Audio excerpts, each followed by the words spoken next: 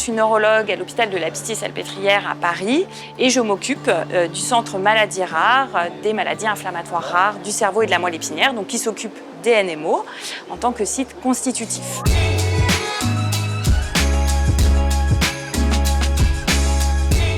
La neuromyélite à anticorps AQP4, donc on appelle par abréviation NMO AQP4, c'est une maladie neurologique du système nerveux central qui est extrêmement rare et qui se définit effectivement par différents types d'attaques ou de poussées.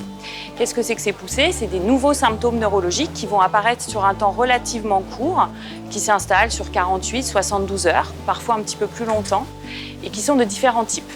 Donc premièrement, il peut y avoir une atteinte du nerf optique, ce qui transporte l'information visuelle de ce qu'on voit avec nos yeux jusqu'au cerveau. Et donc cette atteinte du nerf optique, elle va entraîner une baisse de vision. Donc une baisse de vision qui le plus souvent s'installe sur plusieurs jours et qui peut être douloureuse. Ça peut être douloureux quand on bouge les yeux, parfois pas. Et elle est souvent assez sévère et parfois même bilatérale, c'est-à-dire qu'on est gêné au niveau des deux yeux. Donc les patients s'en rendent compte assez rapidement et vont consulter leur médecin ou leur ophtalmo du fait de cette baisse d'acuité visuelle. Ça, c'est le premier type de poussée. Ensuite, vous avez un autre type de poussée qu'on appelle la myélite, qui est liée à l'inflammation de la moelle épinière. Donc la moelle épinière, quand elle est touchée, on peut avoir différents types de symptômes. C'est le plus souvent des symptômes moteurs, donc une paralysie ou une jambe qui va être difficile à mobiliser, une jambe, un bras, parfois les deux jambes. Pareil, ces symptômes vont s'installer sur 48-72 heures, parfois une semaine. On ne parle pas de déficit extrêmement brutal d'une minute à l'autre. Il y a vraiment cette notion d'aggravation sur plusieurs jours. Donc de déficit moteur, mais également de déficit sensitif, c'est-à-dire qu'on a des fourmillements dans cette jambe, par exemple, qui est faible, des fourmillements, une baisse de sensation, de sensibilité, et ces symptômes donc, sont souvent associés. Et il peut également y avoir des troubles qui s'y associent, qu'on appelle des troubles sphinctériens, avec des gènes, par exemple, pour faire pipi. Donc ça, c'est vraiment l'atteinte de la moelle épinière.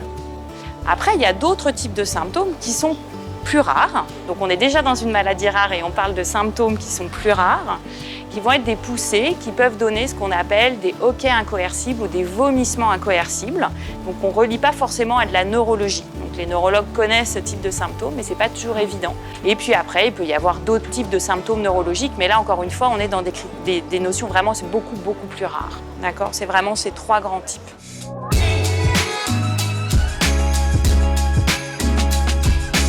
Alors bien sûr, une fois que le diagnostic a été posé, le neurologue va expliquer un petit peu comment fonctionne cette maladie et on va mettre en place un traitement de fond dont l'objectif principal est d'empêcher justement la survenue d'une nouvelle poussée. Donc il faut alerter son neurologue si jamais justement on constate ces nouveaux symptômes qui apparaissent sur 24-48 heures.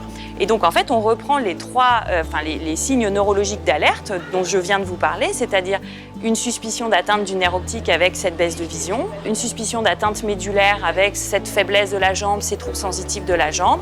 Voilà, donc ce qu'on donne souvent comme critère comme patient, parce que c'est normal, au début on ne sait pas très bien, c'est d'essayer de voir si ces symptômes neurologiques évoluent dans le temps au-delà de 24-48 heures.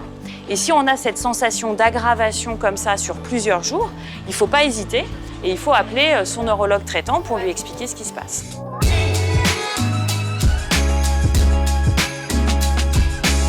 Alors effectivement, la douleur que l'on peut observer dans la maladie NMO à AQP4, c'est plutôt ce qu'on appelle une douleur neuropathique. Et c'est souvent des douleurs séquelaires d'une atteinte médulaire en fait. Quand on a une atteinte médulaire liée à la NMO, les patients vont parfois récupérer justement de cette gêne motrice, de cette gêne sensitive, mais ils vont pouvoir garder des douleurs neuropathiques, qui sont des sensations désagréables, à type de brûlure, de torsion, des choses qui sont vraiment effectivement désagréables au quotidien. Donc là, on ne parle pas de nouvelles poussées, on parle vraiment de séquelles et donc de douleurs qui peuvent effectivement impacter le quotidien, le moral, voilà, c'est pas toujours évident. Donc il faut en parler à son neurologue, ça paraît le plus important évidemment, pour essayer d'identifier l'origine, le type de douleur. Et puis après, il peut y avoir des stratégies médicamenteuses vraiment symptomatiques, ciblées sur cette douleur neurologique que l'on peut proposer. Il y a différentes attitudes qui existent, donc il faut vraiment en parler à son neurologue.